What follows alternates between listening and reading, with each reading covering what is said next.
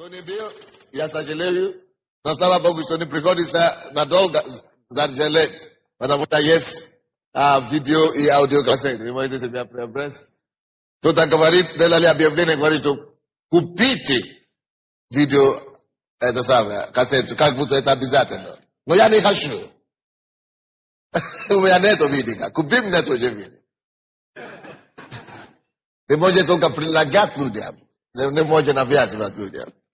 Аллилуйя. Ну что, слава Богу. Аминь. Вы здесь? Слишком темно. Включите что-нибудь, да? Не на меня, но хотя бы на воздух. Да.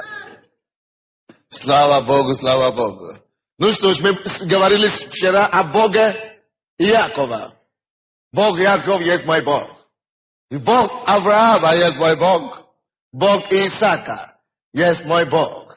Мы благодарны Господу за то, что мы имеем Бог, который всемогущий. Бог, который больше, чем человек может себе представить. Бог, который решает проблемы. Бог, который дает ответ. Бог, который дает благословение. Бог, который смотрит за твоим народом. Бог, который ведет нас по жизни. Аллилуйя. Сегодня мы продолжаем говорить о Иакове и о его Боге. Аллилуйя. Аминь. Сегодня у нас служение, особенное служение. У нас служение завета. Служение завета. Сегодня у вас будет возможность дать Богу завет. Чтобы Он делал что-то конкретное в вашей жизни. Давайте откроем, пожалуйста, Бытие. 28 глава. Бытие 28. Будем читать 16 по 27 стихи. По 22 стихи, извините. 28 глава. 16 по 22 стихи. Иаков пробудился от сна своего и сказал: истинно Господь присутствует на место сие, а я не знал. И убоялся и сказал: как страшно сие место. Это не иное, что как дом Божий. Это врата небесные. И стал Иаков рано утром, и взял камень, который он положил себе изголовьем, и поставил его памятником, и восклил елея наверх его, и нарек имя места тому Вефил, а прежде имя того города было Луз. И положил Иаков обет, сказав: если Бог будет со мною и сохранит меня пути всем, в которые я иду, и даст мне хлеб есть, и одежду одевать, и я в мире возвращусь в дом отца моего, и будет Господь моим Богом, то это камень, который я поставил памятником, будет домом Божьим. И из всего, что ты, Божий, даруешь мне, я дам тебе 10 часть. Я еле-еле считал это место до конца, просто Бог уже служит некоторым людям здесь. Господь, во имя Иисуса, мы хотим, чтобы ты взял контроль над этим служением. Дух Святой, мы просим, чтобы ты служил нам сегодня. Прикасайся к твоему народу и сделай чудо во имя Иисуса Христа. Если вы пришли сюда сегодня, у вас ноги болят, положите, пожалуйста, там, где вы есть, руки на ноги. И доверьте, что Господь будет исцелять вас во имя Иисуса. Если вы пришли сюда сегодня, у вас сердце болит, доверьте, что Господь прикасается к вам сейчас. И Он исцелит вас и вылечит ваше сердце. А также есть другой человек, который пришел сюда, у вас головная боль. Положите вашу руку, пожалуйста, на голову. И Господь исцелит вас сейчас во имя Иисуса Христа. Если вы здесь, и у вас опухоль или камни, я не знаю, что у вас, железный пузырь, или как у вас называется? Желчный пузырь. Это левая часть желудка у вас. Положите, пожалуйста, руку там и доверьте, что Господь прикоснулся к вам сегодня. Господь, я высвобождаю силу Божью. Твое чудо на исцеление и освобождение. Господь, начни делать твою работу прямо сейчас. Господь, я запрещаю эту опухоль именем Иисуса. Я повелеваю, чтобы эту головную боли прекратились во имя Иисуса Христа. Господь, пускай твоя сила сейчас прикоснулся к каждому человеку. то пришло и надеется на Тебя сегодня. Господь, я запрещаю эти болезни в желудке во имя Иисуса Христа. Я запрещаю эти симптомы, всякие симптомы аппендицита во имя Иисуса Христа. Господь, я запрещаю эту боль в спине. И я молюсь, чтобы Твоя сила прошла, как елея сейчас, по телу каждого нуждающегося. Господь, сделай это, чтобы Твой народ радовался в Тебе. Во имя Иисуса. Аминь. Я уже прочитал место Писания, которое мы читаем сегодня. Слава Богу. И я читаю еще раз 20 по 22 стихи. И положи Иаков обет, сказав: если Бог будет со мной и сохранит меня путем всем, которым иду я, и даст мне хлеб есть и одежду одеваться, и я в мире возвращу в дом отца моего, и будет Господь моим Богом, то этот камень, который поставит памятником, будет домом Божьим. И из всего, что ты, Боже, даруешь мне, я дам тебе 10 часть. Слава Богу! Мы благодарны Господу, что когда у нас положение безвыходное, у него всегда есть ответ. Если у вас есть какое-то положение трудное, надейтесь на Господа сегодня. На этот год, который мы хотим войти, в этот год, который мы хотим войти, я хочу, чтобы вы были спокойны. Чтобы вы вошли в этот год спокойным образом. Потому что у вас есть Бог. Чтобы вы нашли в Боге ваш утешитель. Чтобы вы нашли в Боге ваш покой. Чтобы вы нашли в Господе ваше хранилище и убежище в этом новом году. Сегодня мы будем говорить о служении обета. Вы знаете, обет или завет — это то, что люди практиковали в старозаветное время.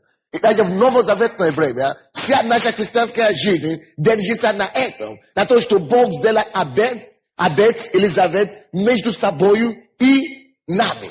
Посредством Иисуса Христа, посредством Сына Бога Единородного. Видите, Бог нам говорит, что у Бога только единородный Сын есть Иисус Христос.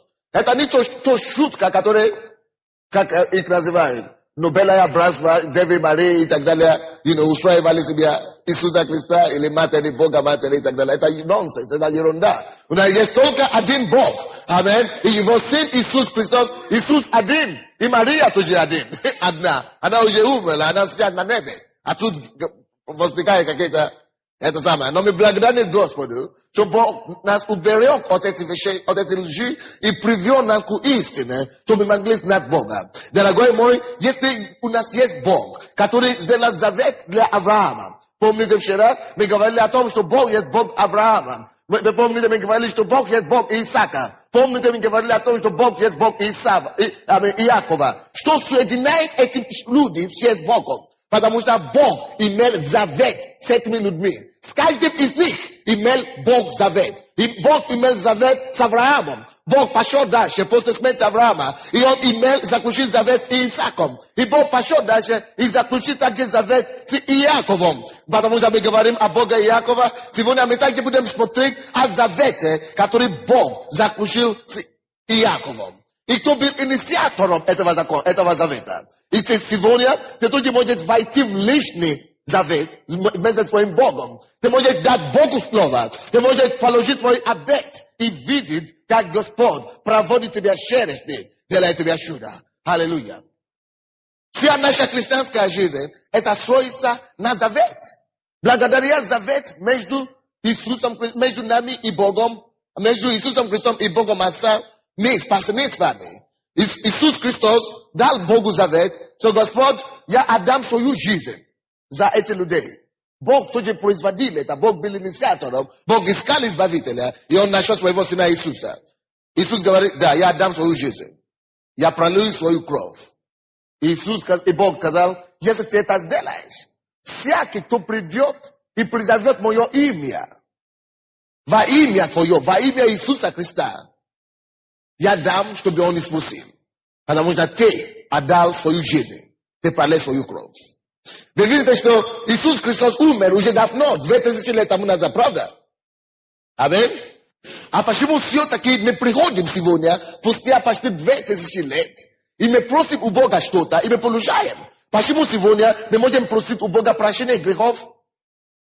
Просто обращаясь к Иисусу, или во имя Иисуса, или посредством крови Иисуса, и мы мгновенно освобождаемся от алкоголя, от наркомании, от грехов всяких. Почему? Потому что есть завет между Богом и Иисусом.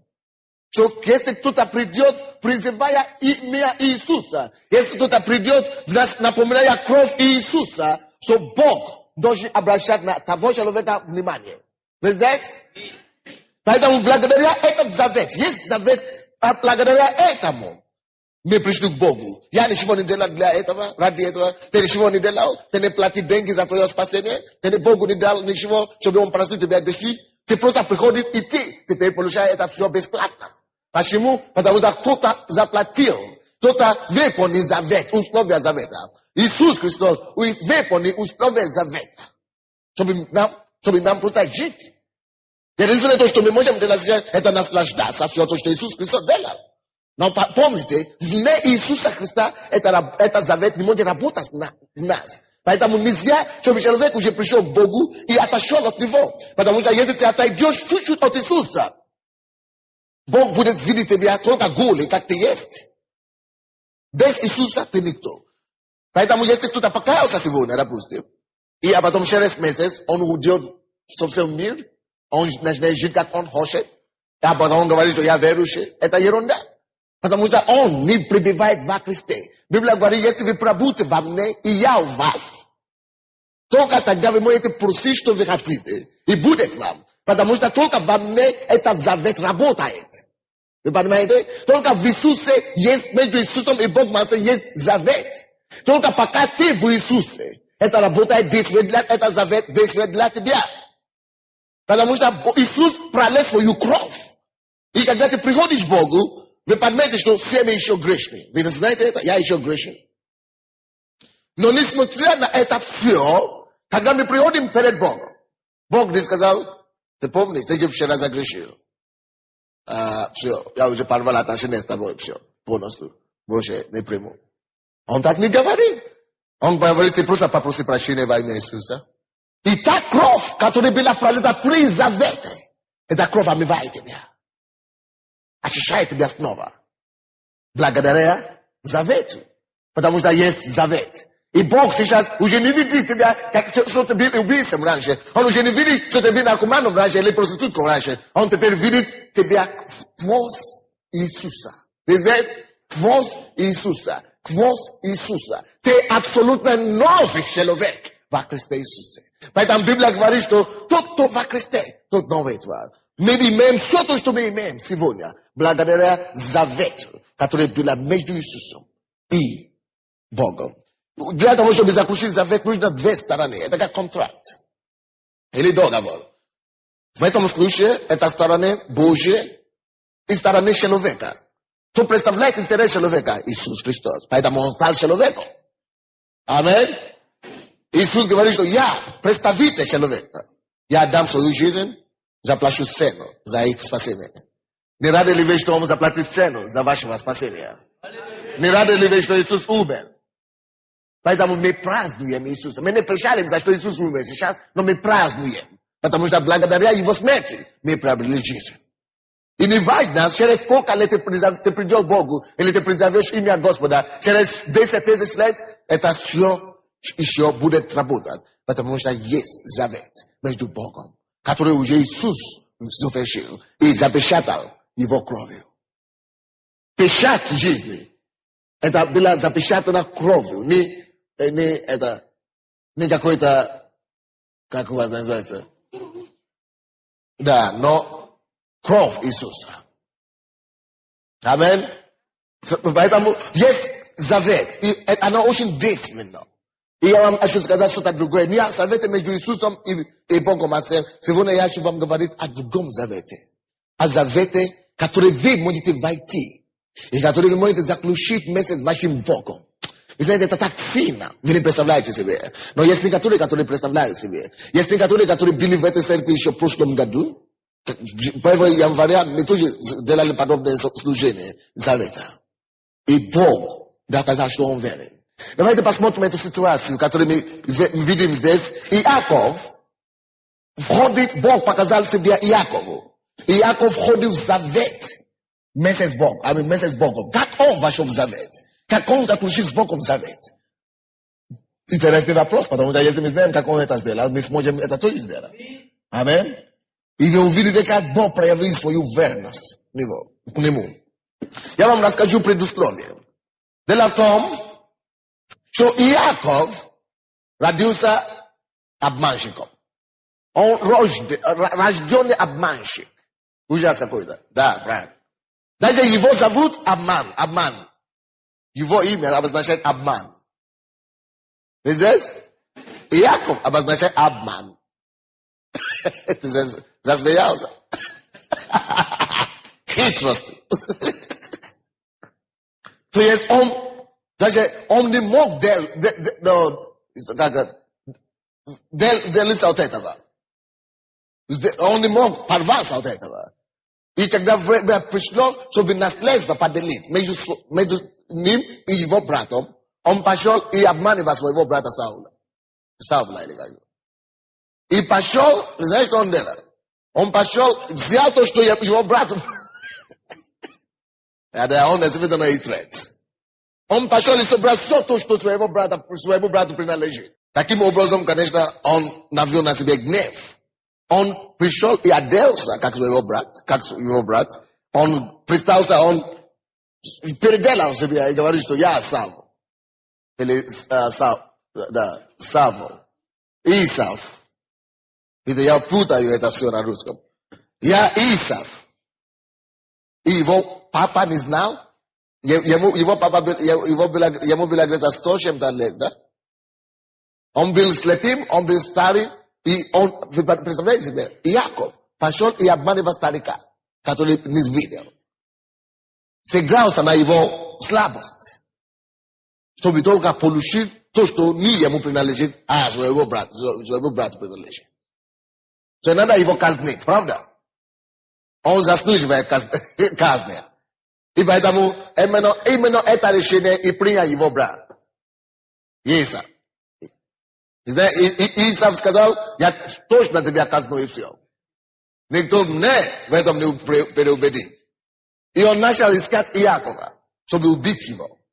Смертный переговор уже был вынес, и все.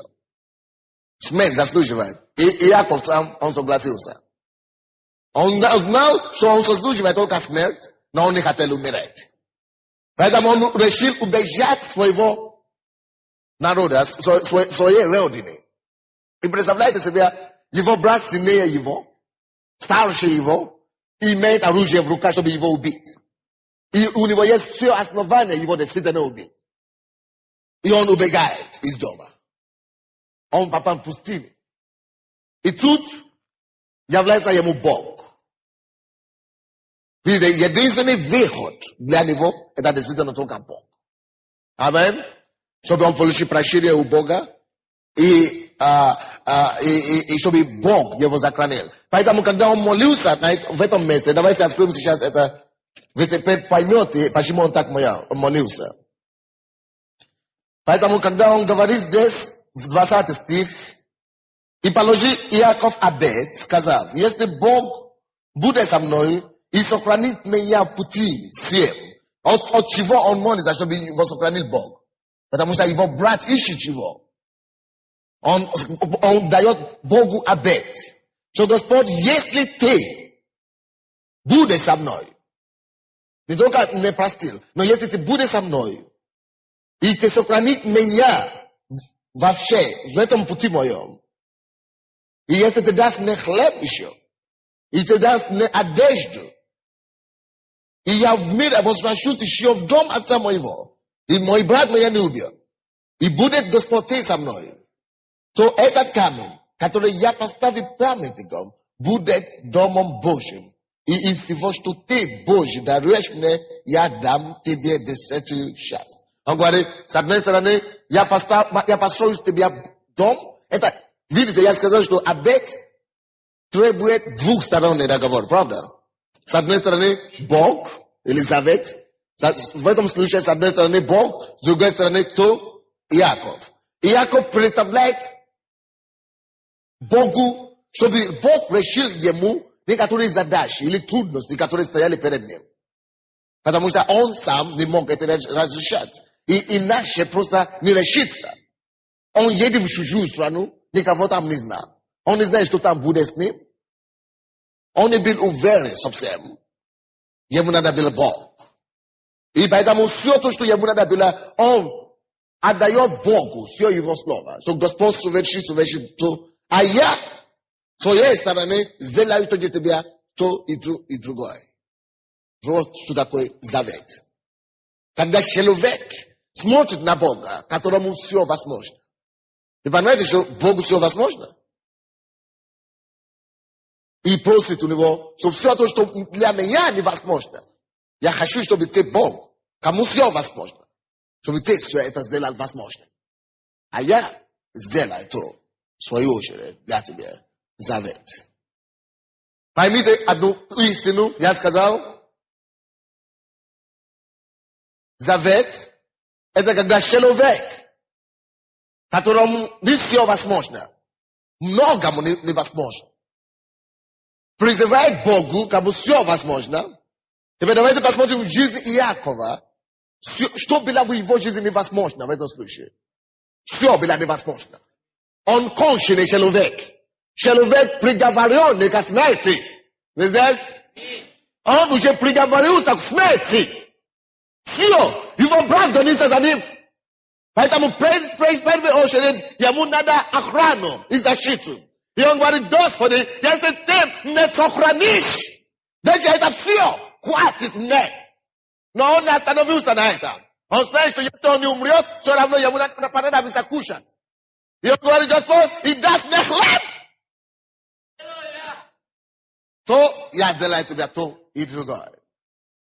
Когда человек стоит перед невозможной ситуацией, когда человек стоит перед невозможными обстоятельствами, когда любая горе стоит перед человеком, когда какие-то трудности стоят перед человеком, и ты видишь, что точно я ничего не смогу делать, точно я ничего не смогу решать, то это приходит время для тебя, дорогой мой, войти в завет вместе с Богом.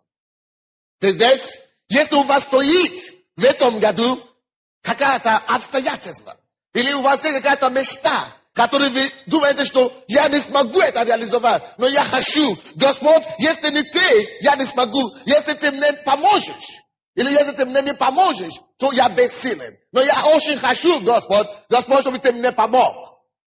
Когда тебе надо войти в завет. Потому что у тебя нет работы. И ты ищешь высокооплачиваемую работу. Ты говоришь, Господь, в это 96-й год, который мы войдем, у меня нет никакой судьбы. Я хочу начинать бизнес, но у меня нет гарантии там, что у меня будет успех. Я хочу заключить контракты, но у меня нет гарантии, что у меня будет успех. Но Господь, я сегодня на этом месте, в завета есть место конкретное.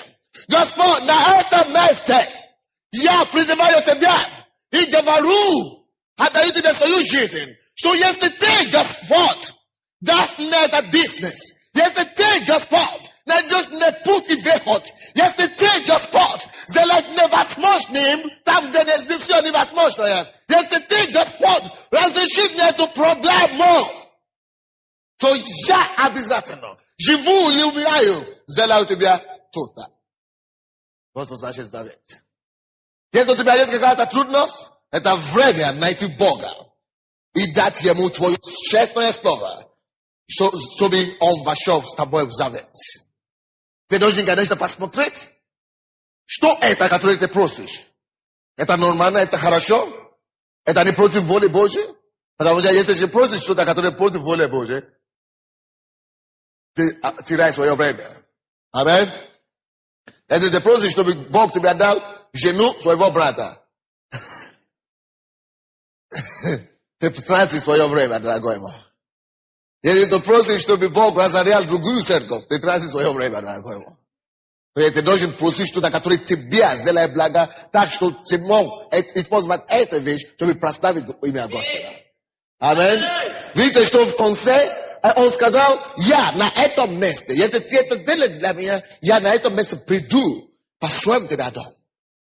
Ty должен, в конце концов, все то, что Бог делает для тебя, в конечном итоге, ты должен сделать что-то. Твоя часть договора должна быть так, чтобы прославить имя Господа.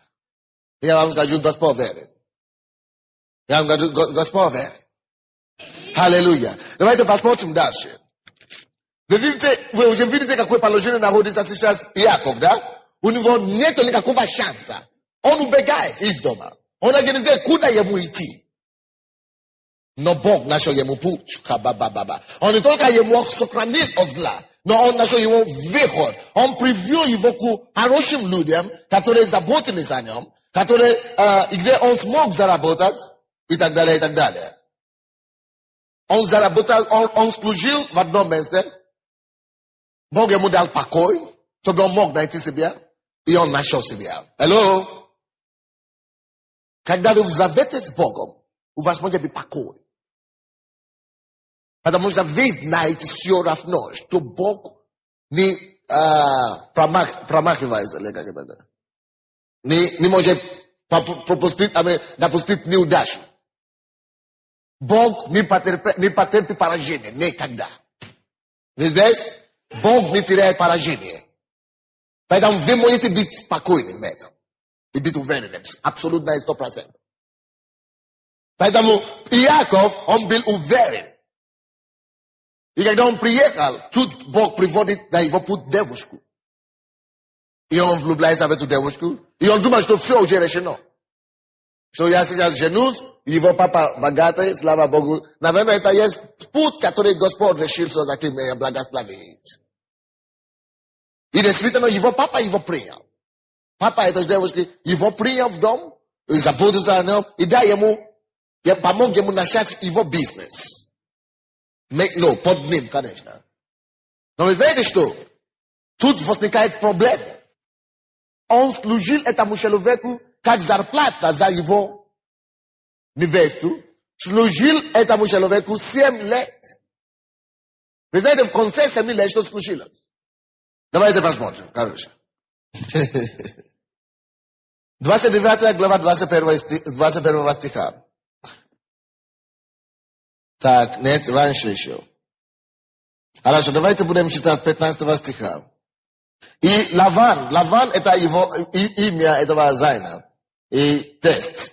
Лаван сказал Иакову, неужели ты даром будешь служить мне? Потому что ты розверик. Скажи мне, что заплатить тебе. У Лавана же было 2 дочери. Имя старше Лия. Имя младше Рахиль. Лия была слаба глазами, а Рахиль была красива станом и красива лицом. Иаков полюбил, естественно, Рахиль. И сказал, я буду служить тебе 7 лет за Рахиль, младшую дочь твою. Лаван сказал, лучше отдать мне ее за тебя. Неужели отдать ее за другого, кого живу у меня? И служил Иаков за Рахиль 7 лет. И они показались ему за несколько дней, потому что он любил ее. Девушки, вы говорите, что он любит меня, он все время говорит, он любит меня, но церковь не хочет идти. Он любит меня, но он Бога не любит. Но ему верующий вообще-то, но он такой православный. Но в душе-то он верит. В душе-то он верит. Он любит меня. Но. Когда ты пойдешь к нему домой, тогда ты поймешь истину. Если парень, любой парень, я тоже мужчина, и я имею опыт в этом.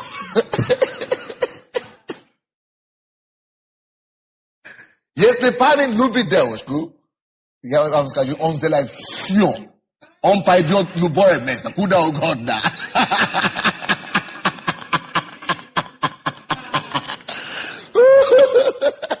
Там были в церковь, пойти в церковь. Это вообще ничего, бесплатно. Иди в церковь. Слава Богу. Так что она так дольше вас просила. Поэтому, дорогие мои, это не только молодые. Есть даже некоторые взрослые, которые совершают эту ошибку. Они говорят, но мы уже встречаемся, они сказали, но он церковь не хочет идти. Я тебе скажу правду. Это не откровение. Он тебя не любит. Подчеркни это слово. И ты говоришь, я боюсь повторить это слово. Повтори. Он тебя не любит. Он меня не любит. Ты заплакаешь 2 дня и все забудешь. Хорошо? Больно будет оставаться. Ну что? Лучше больно 2 дня будет, чем всю жизнь болеть будет. Аминь? Послушай, что здесь написано. Написано, 7 лет он служил за эту девушку 7 лет. Представляете себе такое? Он служил 7 лет. Вы слышали? Он служил за свою девушку, служил отцу этой девушки 7 лет. 7 лет служил отцу девушки. 7 лет бесплатно. Ей! Вот это да! А ты спросишь у него за что? Потому что я люблю ее дочь, его дочь. Если я буду служить 7 лет, только чтобы он мне дал это. 7 лет он служил, 20 стих, и служил Иов за Рахиль 7 лет, и они показались ему за несколько дней, потому что он любил ее. Дорогие мои, чтобы, если он тебя любит, он придет к Богу, он начнет служить Богу так сильно, ревностно, чем тебе. И для нее это покажется вообще нечего. Он не будет жаловаться, что ты тяжело и так далее. 7 лет человек служил. И говорит, что эти 7 лет казалось ему несколько дней всего лишь. Алло? 7 лет. Я люблю Рахиль. Ты ищешь истинную любовь, не фальшивую любовь. И если ты веришь в Бога, Бог тебе даст такую любовь. Потому что он сказал, нехорошо человеку быть одному. Он приведет тебя этого, такого мужчины или такую женщину. А ты тебя будет любить по-настоящему. Не только словами, чтобы ты был обманут. Мы служим Богу истины. Аминь. Поэтому это очень важно, чтобы мы знали, что мы делаем. Короче, Иаков служил 7 лет и сказал, что это казалось ему 7 дней. Несколько дней. И в результате, в 21 стихе, и сказал Иаков Лавану, дай жену мою, потому что мне уже исполнилось время, чтобы войти к ней. 7 лет уже прошло. Лаван созвал всех людей того места и сделал пир. Вечером же взял дочь свою, Лию. Поймите? Понимаете? За кого он служил за Рахиль, а тут это хитрец. Мы говорим, что Иакову зовут хитрец от обманщиков, а тут приходит еще более сильный хитрец.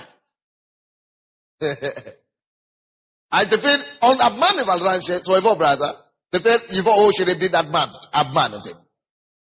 Почему? Потому что он посеял. Видите? Он посеял обман. Несмотря на то, что он уже покаялся, несмотря на то, что он уже пришел к Богу, все равно его обманули.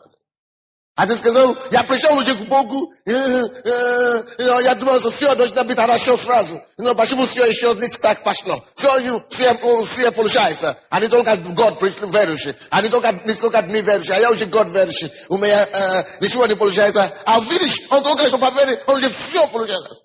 Что ты посеял до того, как ты пришел к Богу? Может быть, ты еще жнешь это потихонечку. Да, Бог тебя простил, Бог тебя простил. Но плод семя же возрастает. Конечно, это уже не будет так болезненно, потому что ты уже верующий, ты можешь сейчас вынести это все. Короче, ему подали поделку. 23 стих. Не оригинал ему дали, поделка ему дали. Вечером же взял дочь свою Лию, и ввел ее к нему, и вошел к ней Иаков.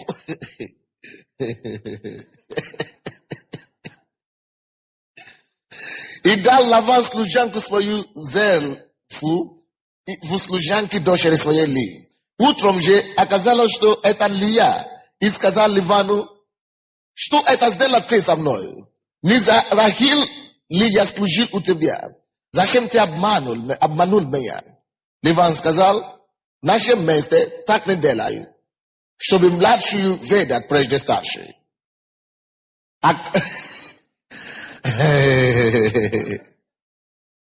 Окончи неделю этой, потом дадишь тебя и ту за службу, которую ты будешь служить у меня еще 7 других лет. Боже мой. Если бы вы были на место этого Иакова, или как его,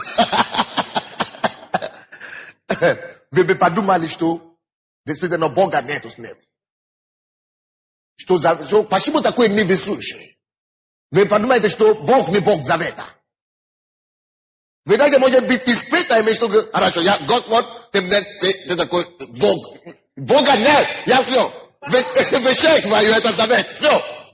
Дай мне ручку, Господь, я уже больше не даю тебе завет, все. Потому что трудность возникает. Когда ты даешь Богу завет, знай больше, чем ты знаешь свое имя, что Бог в конце концов окажется верным. Но ты должен знать, что испытания, искушения и трудности возникнут на дороге, которые тебя даже заставят подумать, что уже все, ничего не получится. Но если ты сказал, Бог, сделай то, если ты сделай то, я сделаю то, ты завет с Богом, то в конце концов, даже если это понадобится еще тратить больше, 2 раза больше времени, даже если срок пожимается, в конце концов, Бог сделает то, что Он обещал, еще лучше сделает. То есть, почему я говорю об этом? Потому что вроде бы он уже верующий сейчас, так. Бог уже его простил, правда? Он уже в завете, притом с Богом. И тут у него даже нету времени, чтобы заработать за свою жизнь. А он же дал обет Богу, чтобы Бог даст мне хлеб. А Бог не то, что ему не дает хлеб, а он работает, но работает другой собирает. 7 лет. И еще ему предлагают еще другой 7 лет это самое, потрудиться, чтобы за счет других, потрудиться и заработать другому человеку. Дорогие мои, слушайте сюда. Если у вас, вы в завете с Богом, разные ситуации у вас будут в жизни, hello? У вас будут разные, несмотря на завета. Потому что Бог очень проверяет вашу веру. Насколько вы верны Ему. Насколько вы будете держаться до конца. Дорогие, будьте таким человеком, который скажет, что я держу до конца. Вы здесь? То есть, знаете, вы уже заранее знаете конечный результат. Какой оно будет? Успешный. По-любому Бог окажется верным. Бог верен. Бог верен. Бог верен. Бог верен. Я должен вам сказать, потому что целый год ждет вас. Но ты можешь даешь Богу обет, что Господь сделает то, и ты ожидаешь, что Он это сделает в феврале, а в феврале пришел, это ушел. А Он это не делает в феврале. Он делает тебя в августе или в сентябре. Я дизал, уже в августе ты уже думаешь, что может быть ничего не будет. Потому что Бог знает лучше, когда Ему исполнит Его обет. Бог знает лучше, когда Ему исполнит Его обет. Он не понимал, что это Бог специально допустил, чтобы он женился на ту и на другую. И на третью, даже на четвертую, и потом, вы увидите.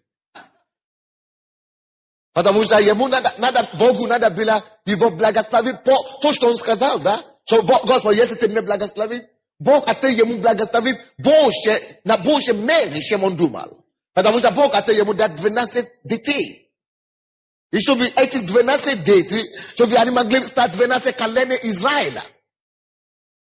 Через него. Потому что он дал обет Богу. Бог от намного больше его благословит. А он даже не подразумеет. Он даже не догадывает об этом. Поэтому Бог допустил, чтобы он служил сначала 7 лет, а потом еще 7 лет, а потом так, как наше благословение, так началось. Аллилуйя! Аллилуйя!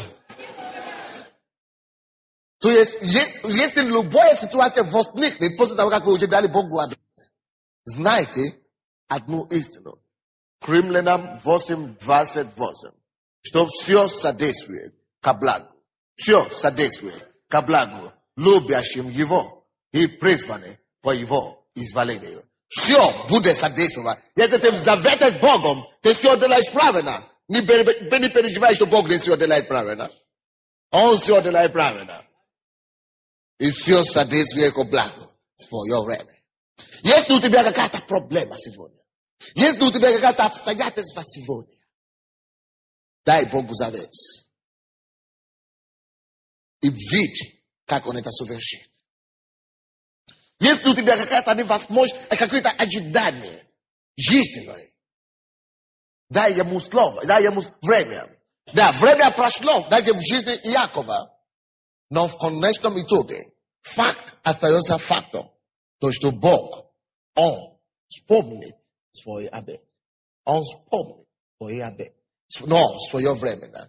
Ведь у Бога есть время для всего. Но, к сожалению, мы не часто видим Божье время. Время для Бога. Я пускаюсь, поэтому кто там, давайте, наверное, я возьму свою Библию также. Есть время. Время играет немаловажную роль в жизни Бога. Аллилуйя. Бог не просто действует так. Бог просто делает вещи, когда, ты хочешь. Бог знает, когда ему что-то делать. Когда это принесет Божью пользу, Божьи выгоды. И Бог не просто так, Бог он планирует его вещи. Он не просто так делает вещи, потому что ты так думаешь, что так нужно делать, или тогда нужно делать. Видите, когда вы смотрите всю структуру человеческого жития, да, человеческой жизни, вы увидите, что все действует по времени. И видите, как Он это совершит. Если у тебя какая-то невозможность, какое-то ожидание жизненное, дай ему слово, дай ему время. Да, время прошло, даже в жизни Иакова. Но в конечном итоге факт остается фактом. То, что Бог, Он вспомнит свой обет. Он вспомнит свой обет. Но свое время. Да.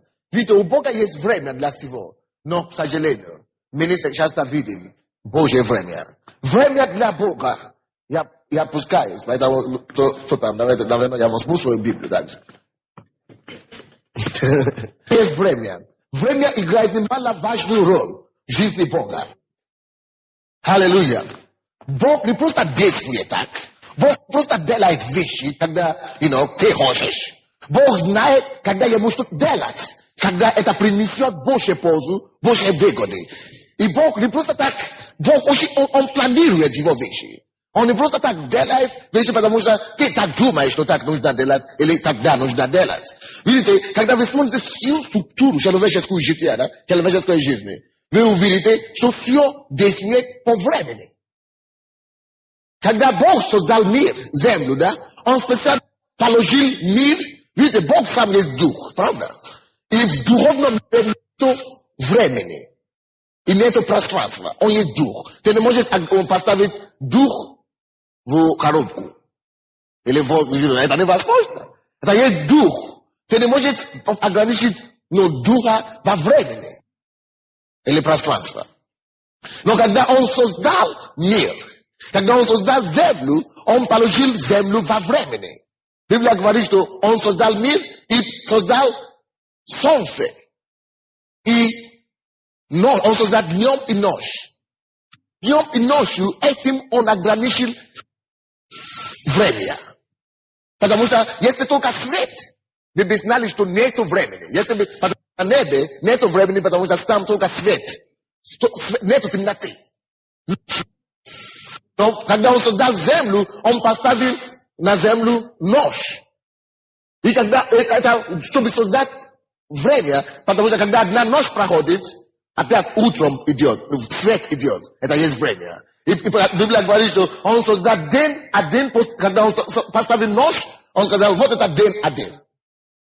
А потом свет придет. И Он говорит, вот это потом ночь, Он говорит, вот это день второй.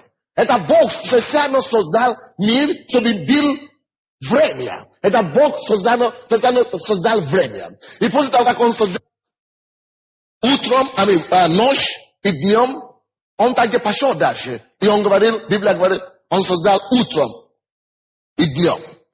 on sozdal dinamiku. On gwar eta bude utra. Eta bude dom. Eta jest wsio, biti jo perwe glawy. Wydawajcie pasmoty, biti jo perwe glawa. To jest wremia Boże wremia. Jeśli ty что-то ожидаешь от Бога, и это не сбивается, тогда, когда ты ожидаешь, это не расстраивается. У Бога есть время. Он действует по его расположенное время, по его динамике. Аминь. Ты думаешь, что уже все. Нет, для Бога может быть как раз начало. Допустим, давайте Бытие 1 глава. 5 стих. А раньше 4 стиха. И увидел Бог свет, что он хорош. И отделил Бог свет от тьмы. Вы видите? Если бы Бог видел, что свет хорош, и оставил бы только свет на этом мире, мы бы были как на небеса. Не было бы времени. Вы понимаете? Но когда Бог видел, что время, здесь есть свет, это уже как на небе, и он специально взял тьмы и поставил разделение между светом и днем. И Библия говорит, и назвал Бог, 5 стих, свет днем, а тьму ночью. Две вещи. Свет и тьма. Но Бог разделил их, поставил какое-то расстояние и говорил, вот свет, это будет днем называться. А ночь, это будет называться ночью, ночью. Каким образом, что он делает таким образом? Он создает время. Он создает время. А потом, время приходит, он создал динамику этого времени. Почему ему надо было создать, 5 стих, и был вечер, и было утро, день один. И был вечер, и было утро. Зачем?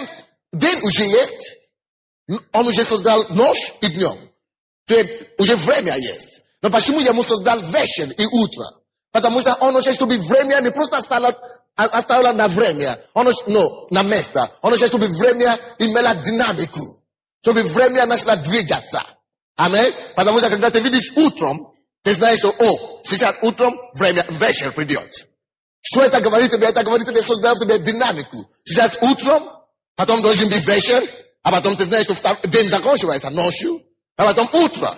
Динамика, время, динамика, время, динамика, время. Это Бог создал время.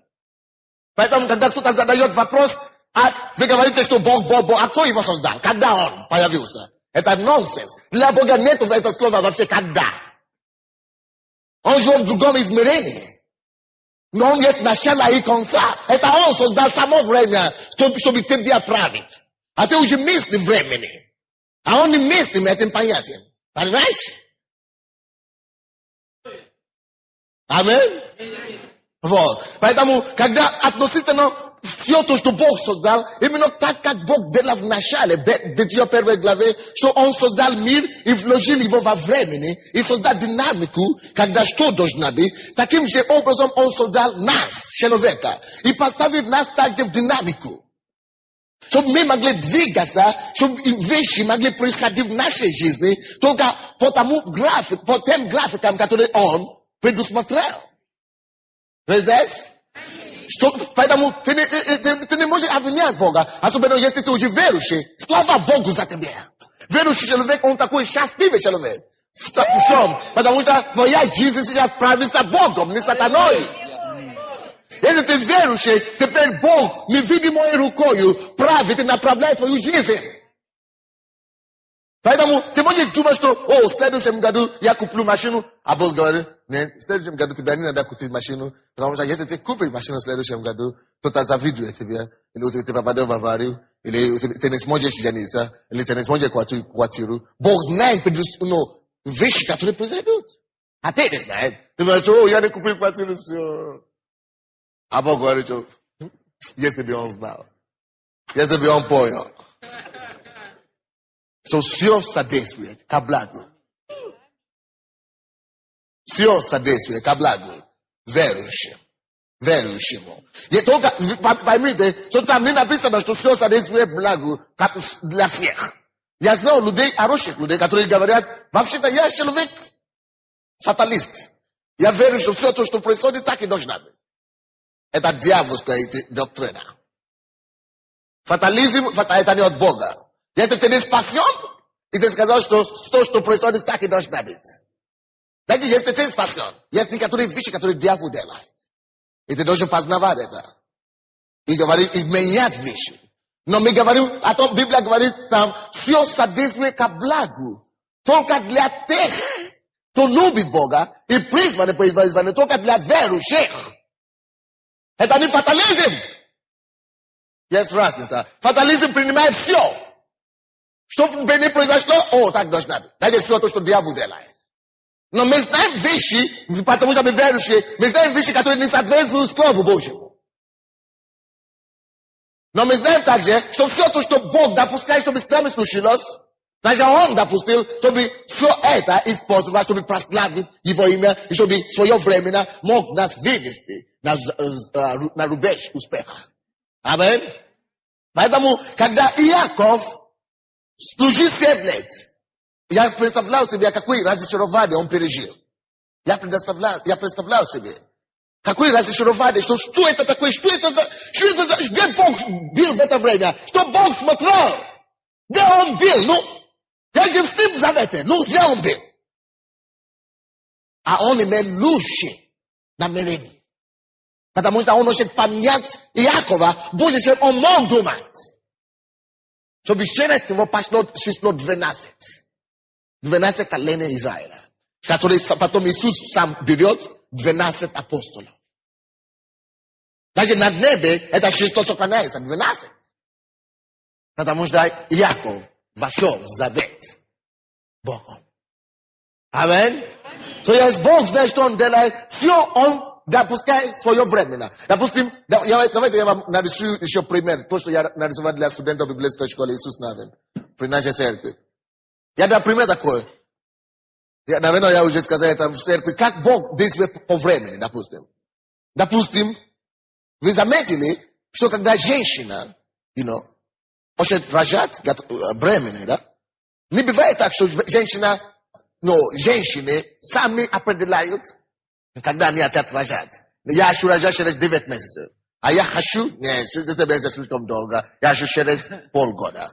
А тут говорят, полгода, я хочу потом выглядеть еще молодая, я хочу вернуться в форму своевременно. Поэтому полгода даже слишком долго. Я только хочу быть беременной 2 месяца. Через 2 месяца я хочу рожать, все. И так далее. И вы видите, что такого не бывает, правда? Или только я так думаю, что такого не бывает? Или точно такого не бывает? Вот. Чтобы человек сам решил, через 2 месяца я рожу, или через 3 месяца я хочу рожать. А ты говоришь, что через 2 года я хочу рожать. Через 9 месяцев, через полгода я хочу рожать. Такого не бывает. Такого также не бывает, что в Африке люди рожают через полгода. В Европу люди рождаются через 9 месяцев. А потом в Америке люди рождаются только через 2 года. Потому что разные континенты. Не надо задуматься о таких вещах. Почему все равно, что во всех континентах, в Африке, в Америке, в Европе, в Азии, все, только женщина есть женщина. 9 месяцев и все. Даже если женщина рождает, допустим, досрочно, через 7 месяцев, да, мы говорим, что это ненормально, правда? Мы говорим, что надо сохранить специальные способы и так далее, чтобы сохранить этого ребенка и бремени. Потому что мы говорим, что катастрофа, несчастье случилось. Почему мы это называем несчастьем? Потому что это было прежде Божье назначенное время. То есть Бог ставил все в свое время. Бог создал время, и Он ставил все в свое время. И допустим, после того, как ребенок рождается, 9 месяцев, это нормально, ребенок считается, мы видим, что ребенок не начинает бегать или бежать через 2 месяца. Видите, есть определенное время, когда зубы должны вырастать. Есть определенное время, когда речь должна идти. Есть определенное время, когда ребенок начинает позать. Есть определенное время, когда он начинает стоять и ходить. Есть время, когда он начинает бегать. Почему это именно так?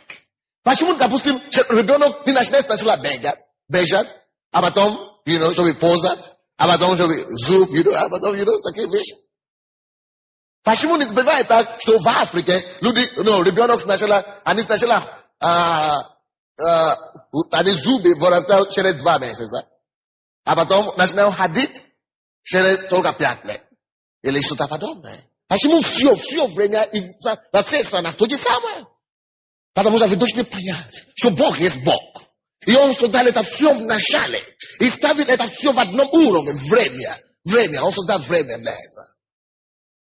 Есть время отдохнуть. Есть время бежать, есть время ходить. Есть время улыбаться, есть время быть серьезным. Есть время любить, есть время ненавидеть. Что это? Божья мудрость. Поэтому, когда вы в завете с Богом, не делитесь с Ним. Что ты опоздал, Бог, ты опоздал, Бог. Он знает, как все лучше делать. Поэтому в случае с Иаковом, слава Богу, что Иаков не разрушил этот завет. После того, как он послужил 7 лет и не получилось. Даже он послужил 13 лет, все равно обет не исполняется. Но он знает одно, что Господь Бог есть Бог, храняющий завет. Что Бог Исаака, Бог Авраама есть Бог, храняющий завет. И Бог, которому ты служишь, есть Бог, хранящий завет. Он храняет завет. Аллилуйя. Он сделает свою часть по-любому. Если что-то не получится, не у Бога. У него всегда все будет как раз. Амин. И давайте посмотрим Бытие 31 главу. Бытие 31, 13 стих. 31, 13 стих. Я Бог. Видите, это уже попозже. Вы видите что? Это уже попозже, после того, как его уже обманывали, после того, как у неудачи уже случилось. Я разговаривал с одним братом недавно. Он юрист сам. И они со своим другом, они основывали какой-то коммерческий журнал. Это называлось, добрый пожаловать. Это для бизнесменов, чтобы сюда приехали инвестировать в экономику Украины. Он христианин, другой не христианин. Но когда деньги начали прийти, ссоры начали, что ты слишком много получаете, слишком. Короче, и они хотели разделить имущество и так далее. А это верующий брат. Он сказал, ты знаешь, я не буду с тобой ничего разделить. Точно как это случилось с Иаковым, что его обманывали. Он служил 7 лет, ему дали что-то другое, а он оставил все. Он служил 14 лет, он получил то, что он хотел, а потом он служил для этого господина, и все то, что он должен был получить, его, это Лабан опять собрал все это у него. И он говорит, хорошо, пускай Господь рассудит между нами. И оставил все то, что он заработал ему. И пошел.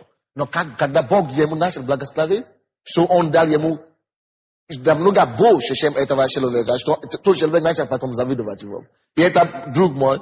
И он говорит, ты знаешь, я оставлю тебе все это. Пускай Бог тебя благословит. И я пойду пустыми руками, но я знаю, что у меня есть Бог. Бог Иакова, который сделает то же самое, то, что он делает для Иакова, сделает для меня. Он поднимет меня. Он возвеличит мою голову. Он поставит меня на высокое место. Я знаю, что у меня Бог. Верующие должны расстраиваться. Потому что в конечном итоге Бог скажет свое слово. Я говорю, Бог скажет свое слово. Бог скажет свое слово. А тебе Бог скажет его слово. А его слово самое сильное. Всякое время, самое могущественное слово, веруй в Бога, надейся на Бога, и Он хранит обет. Вау! И я говорю, брат, ты правильно делал. И это Бог проявит себе. Он покажет, что Он все еще Бог на небесах и на земле. Аллилуйя. Пускай дьявол делает, что он хочет. Когда в 96-м году, после того, как вы дадите Богу обет, пускай дьявол сделает, что он хочет. Помните, что у меня есть обет все равно. Дьявол, ты меня обманываешь, ты посылаешь обман, ты посылаешь людей, как это смеяться. Diabo. Jasmeju na swoje itrosti. A ty mnie barwa.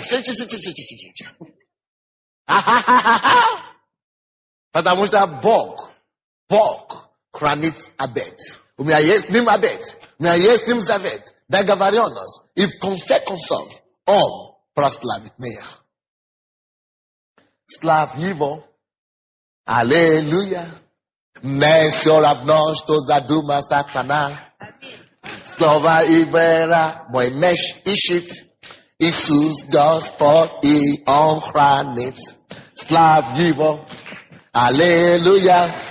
Не все равно, что задумал сатана. Слово и вера мой меч ищет. Иисус Господь, и Он хранит. Славь его. Аллилуйя. Не все равно, что задумал сатана. Слово и вера мой меч ищет. Иисус Господь, и Он хранит. Славь его. Аллилуйя. Не все равно, что задумал сатана. Слово и вера мой меч ищет. Иисус Господь, и Он хранит. Славь его. Аллилуйя. Не все равно, что задумал сатана. В этом году пой эту песню Иисусу. Знаешь, что Он хранит. Славь его. Когда дьявол придет с искушениями, скажи мне, все равно, что ты задумал. Когда дьявол идет с атаками, славь его. Славь его. Когда твоя мечта, твое ожидание не сбывается, доверься Господу. Знай, что Он есть Бог, хранящий завет. Славь его. Он Господь, и Он хранит завет.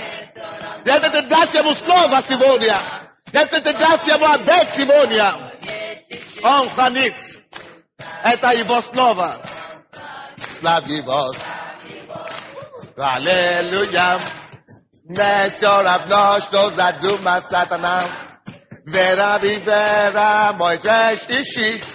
Иисус Господь, и Он хранит. Славь его. Аллилуйя. Не все равно, что задумал сатана. Вера и вера мой меч ищет. Иисус Господь, Иисус Господь, Иисус Господь, и Он Господь.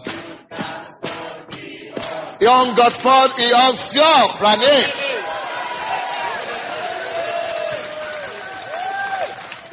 Дорогие мои, успокойтесь. Найдите убежище. Найдите покой в своем Боге. Знайте, что у вас есть верх, но у вас есть преимущество, так где у других нет. У вас есть Бог на вашей стороне. Если Бог за вас, кто может быть против вас? Если вы в завете с Богом, вы что? Неужели обстоятельства могут менять Бога? Неужели время может менять Бога? Неужели ситуация может быть слишком сложна, слишком сильна для Бога? Неужели обстоятельства могут быть слишком сильные, что Бог не может разрешить их? Ты партнерстве с Богом. Ты партнерстве с Богом. Ты партнерстве с Богом. Если весь мир раньше тебя обманывал, ты имеешь лучший партнер, который всегда хранит. И я вам говорю, что Он сохранит свой завет для Иакова также. Он доказал ему, что несмотря на все его разочарование, он доказал ему, что несмотря на все тактики дьявола, чтобы его разочаровать, и его выгнать, и его заставить сдаться, что Бог видит все это, и Бог ждал нужное время, когда ему проявится, и исполнит его обет. Бог ждал то время, когда он благословит его хлебом, когда он благословит его серебром, когда он благословит его золотом, когда он его вернет в его родину. Бог ждал это время, когда он докажет ему, что все еще он царствует в человечестве, что когда он придет, чтобы явить ему его могущество. И мы смотрим это место Писания, 13 стих, 31 стих, 13 стих, 31 глава, 13 стих, 31 глава. Я Бог. Бог явился ему опять. Я Бог, явившийся тебе в эфире, где ты возлил елей на памятник, и где ты дал мне обет. Теперь стань. Почему теперь? Потому что пришло время. Когда ты даешь Богу обет, когда ты заветишь с Богом, ты двигаешься по Божье время. И по своему времени. Видите, он, наверное, ждал Бога. То бы Бог явился ему еще раньше. То бы Бог дал какие-то чудо еще раньше. Но когда время Божье пришло, Бог сказал ему, теперь стань, выйди из земли этой и возвратись в землю родины твоей. Вы здесь? Бог вспомнил его и напомнил ему, наверное, ты уже почти забыл обо мне, но помнишь, я есть тот Бог, который явился тебе и кому ты ставил памятник. Теперь я начинаю исполнить свою обет, свою сторону обета. Теперь стань, я хочу тебя вернуть родину, в землю твою. Но помните то, что он сказал ему, обет, который дал Иаков. 28 глава, давайте посмотрим еще раз. 20 по 22 стихи. 20 по 22 стихи. И положил Иаков обет. Сказал, если Бог будет со мной и сохранит меня пути всем. Вы видите, что он уже сохранил его, так? Его не убили, правда?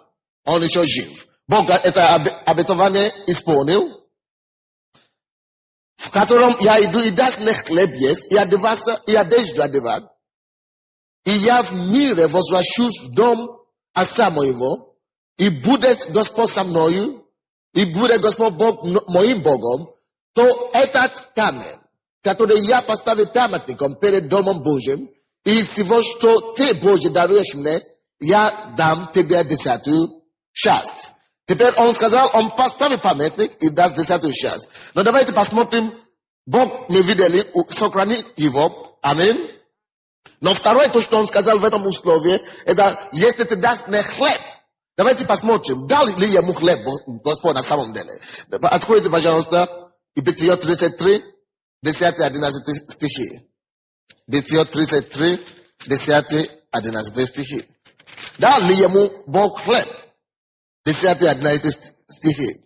Иаков сказал, нет, если я приобрел благоволение в ушах твоих, это перед его братом, который хотел его убить, прими дар мой от руки моей, ибо я увидел лицо твое, как бы кто увидел лицо Божие. И ты был благосклонен ко мне. Это его брат, который хотел его убить. Он уже сейчас был благосклонен к нему. Он уже его не хотел убить. Теперь Иаков уже приносит ему дар. 11 стих. Прими благословение мое, которое я принес тебе, потому что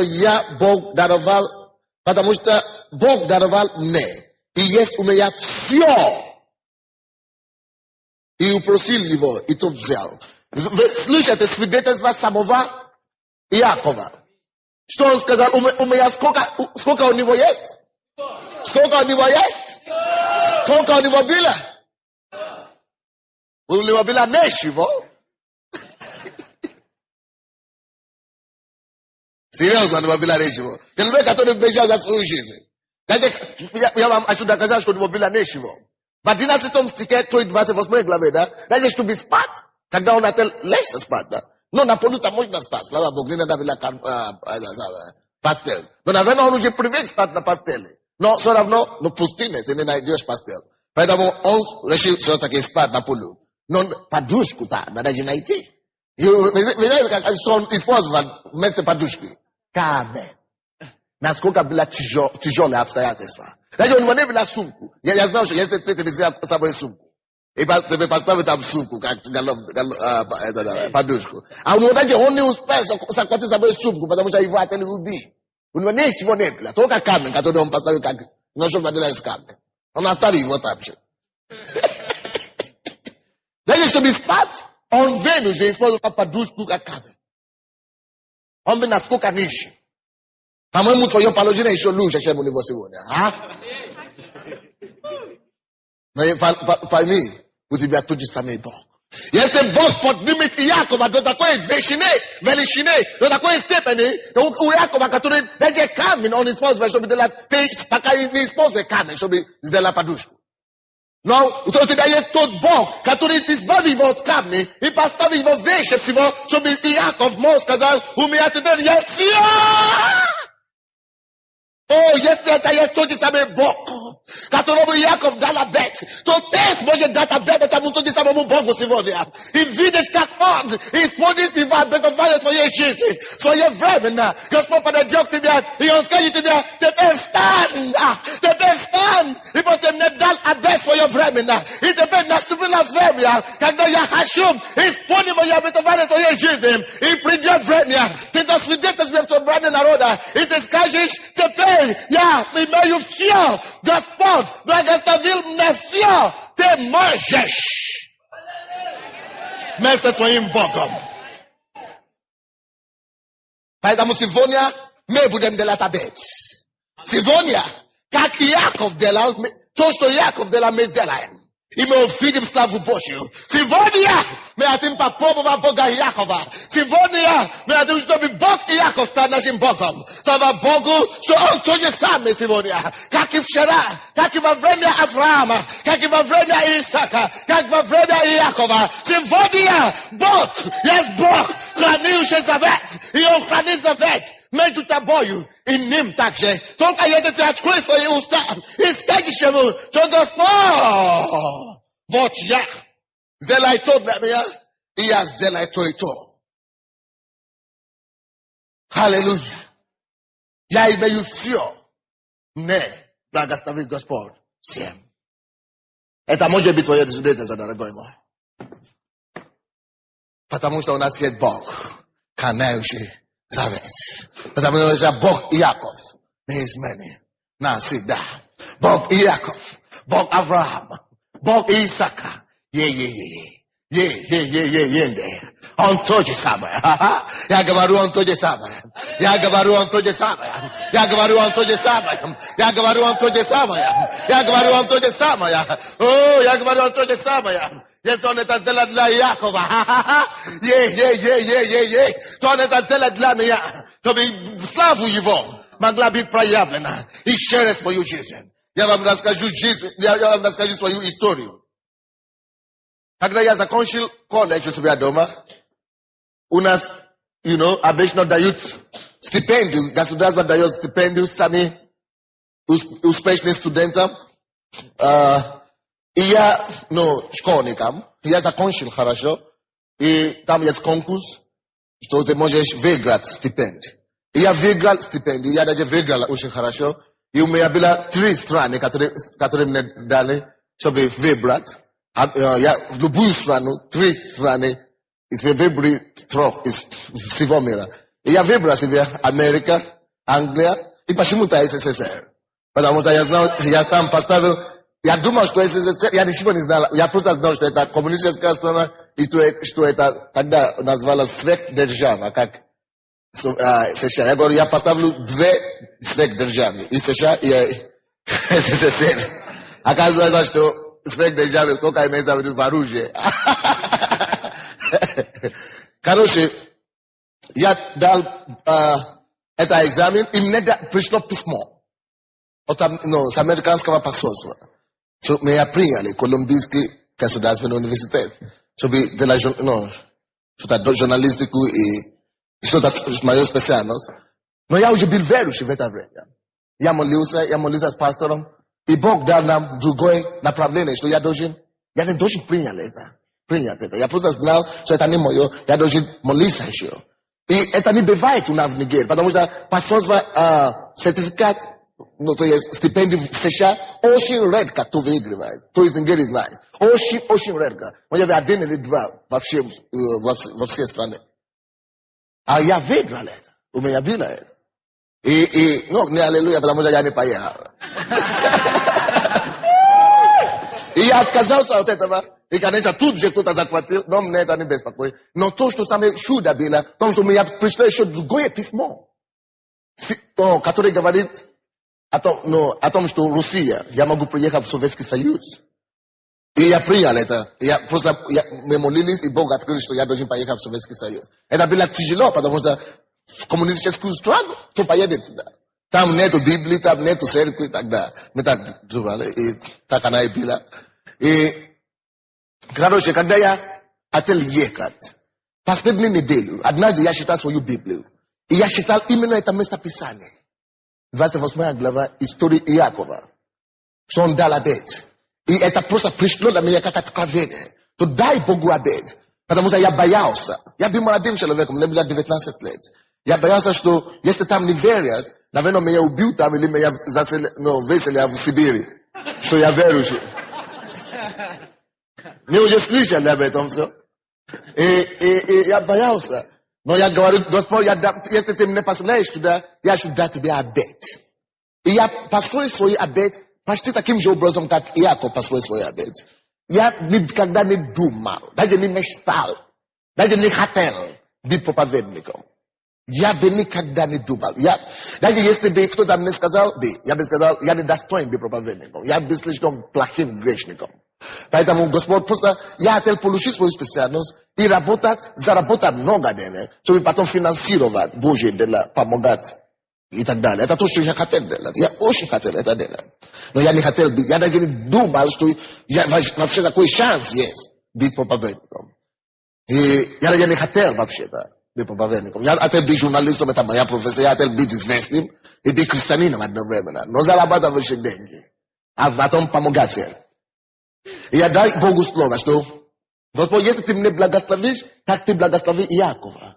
Я даю тебе слово, то, что я уже отдал тебе свою жизнь, это ты уже знаешь об этом. Я тебя буду служить всю жизнь. Но если ты меня сохранил в Советском Союзе, чтобы... Да, послушайте. Да, чтобы я не упал от тебя, чтобы я не отступил от тебя, потому что это было очень важно. И я вам скажу, когда я был здесь, 9 лет тому назад, 10 лет сейчас тому назад, и, дорогие мои, у меня было 1000 возможностей отступить от Бога. Потому что на каждом шагу, когда я говорю, я верующий, даже у меня, мои одноклассники, даже мои преподаватели в университете, они сказали, ты, наверное, уже все. У нас верующие только такие старые, в платках и так далее. Но я сказал, если я что-то знаю вообще на свете, я знаю, что если даже я всю остальную вещь не знаю, но я знаю то, что Бог есть. Потому что я уже его видел. Я уже пережил его благость. Я уже видел его славу.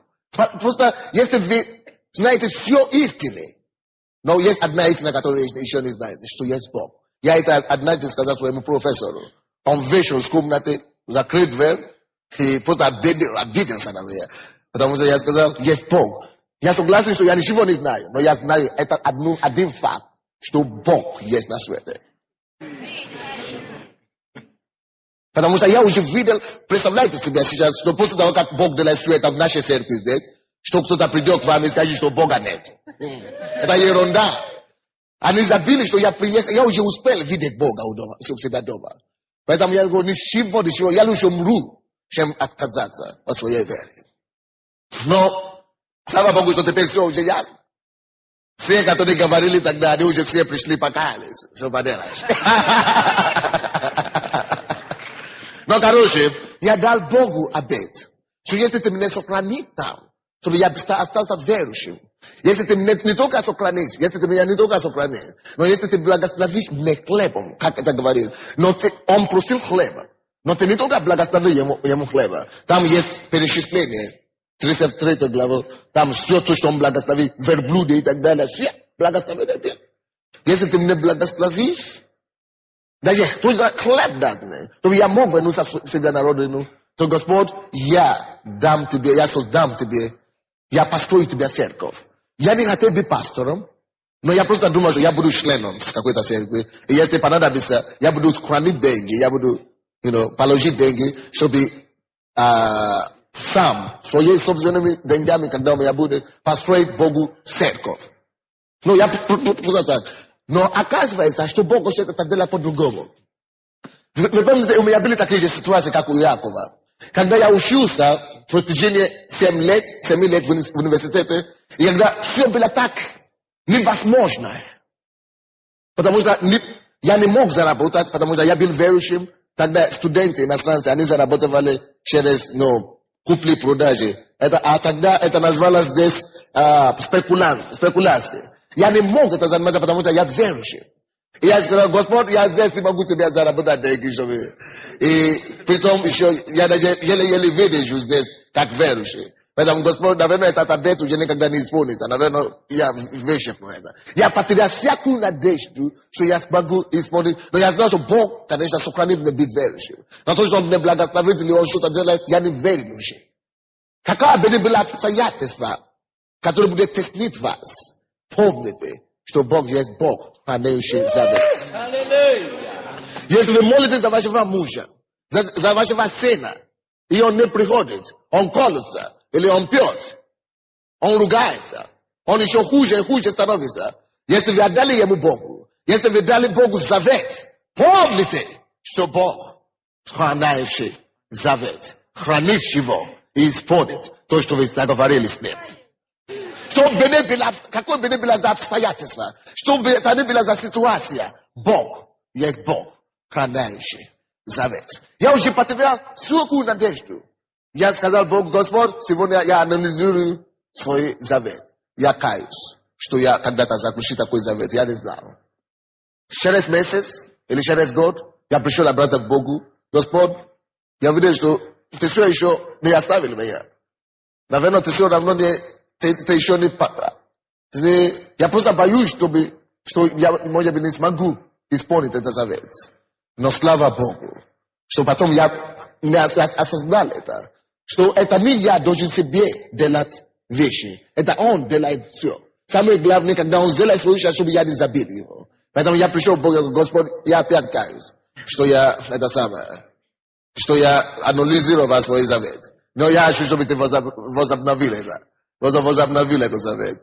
И я знал, что ты меня благословил все равно. И я смогу делать то, что я обещал. И я это делал. И теперь я верю, что то, что я сказал, что я построю тебя церковь. Это уже церковь, правда? И Бог делает для меня больше, чем я думал. Что я могу быть пастором и так далее. И что мы построим церковь сейчас. Подними этот самый ящик.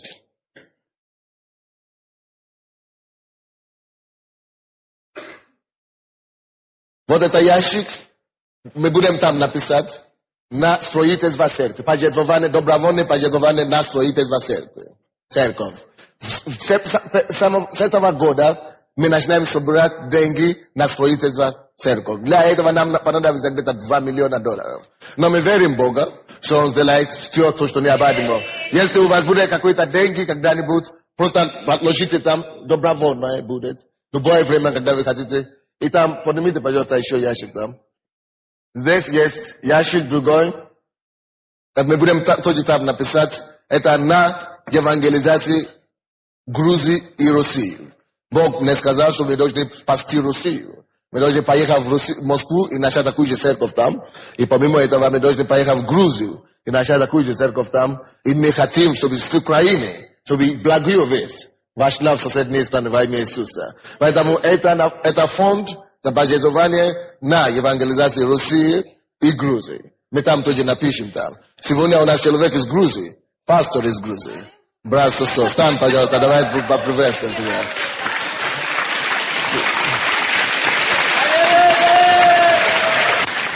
Мы приедем к вам во имя Иисуса Христа. Мы приедем к вам. В Грузии очень нуждается в Евангелии, особенно сейчас. И, дорогие мои, давайте будем жертвовать все то, что Бог нам дал. Потому что мы получили эту благую весть, мы спасены, мы будем делать все, чтобы остальные были спасены. И в следующем году, в 96-м, если мы соберем количество оружия, количество денег, и если Господь поднимет людей, которые Бог поставит на сердце, чтобы ехать на это место, мы хотим верить, что церковь все-таки начнется в Москве и в Грузии в 96-м году. Аллилуйя. Но вы имеете свои ситуации жизненные, вы имеете свои проблемы, вы имеете свои, искушения, как у Якова здесь было. И стоит ли какая-то проблема перед тобой сейчас? И ты хочешь дать Богу